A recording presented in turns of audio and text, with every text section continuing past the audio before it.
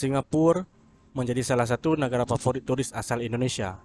Meski negara satu ini terkenal dengan biaya hidupnya yang sangat mahal, lokasinya yang dekat dengan Indonesia membuat negara salah satu ini menjadi pilihan yang baik untuk liburan.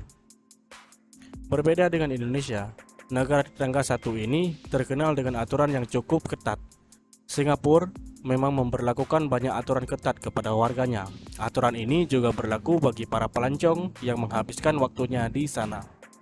Inilah beberapa aturan yang harus kamu ikuti di Singapura.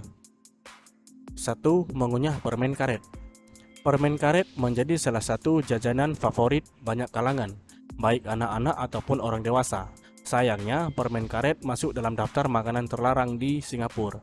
Di Singapura, orang-orang dilarang membeli, menyelundupkan, apalagi mengunyah permen karet. Penyebabnya bukan hanya pada permen karet itu sendiri, melainkan orang-orang yang mengunyahnya.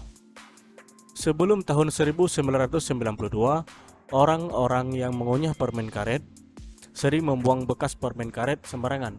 Tidak jarang mereka juga menempelkan di berbagai fasilitas umum. Kebiasaan ini bukan hanya menjijikkan, tapi juga merusak fasilitas yang ada. Singapura melarang keberadaan permen karet di negara mereka. Siapapun yang melanggar bisa dikenakan denda maksimal 100.000 US dollar atau penjara selama 2 tahun. 2. Tidak berbusana di rumah sendiri.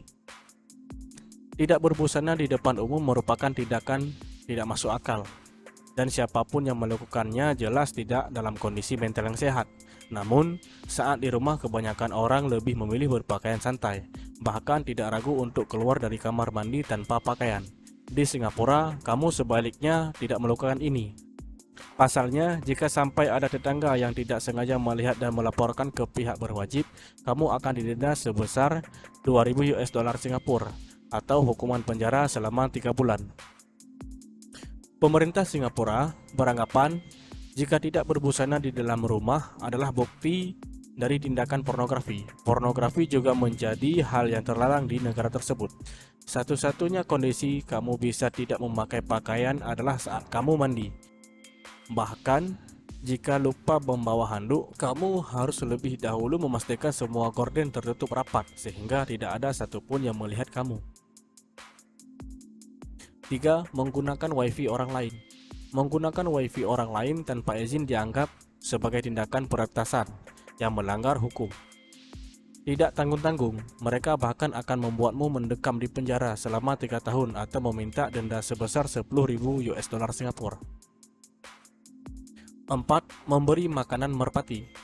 Memberi makan merpati bukanlah tindakan melanggar hukum, setidaknya di Indonesia dan negara-negara lain.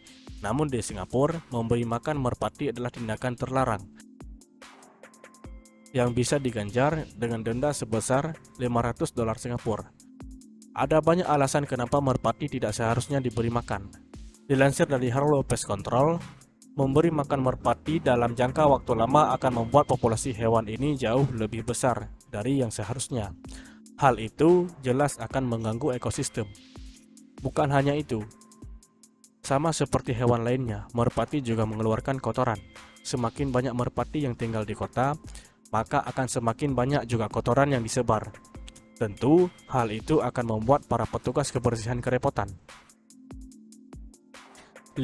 Memelihara kucing di apartemen. Di Indonesia, tidak ada aturan untuk memelihara kucing.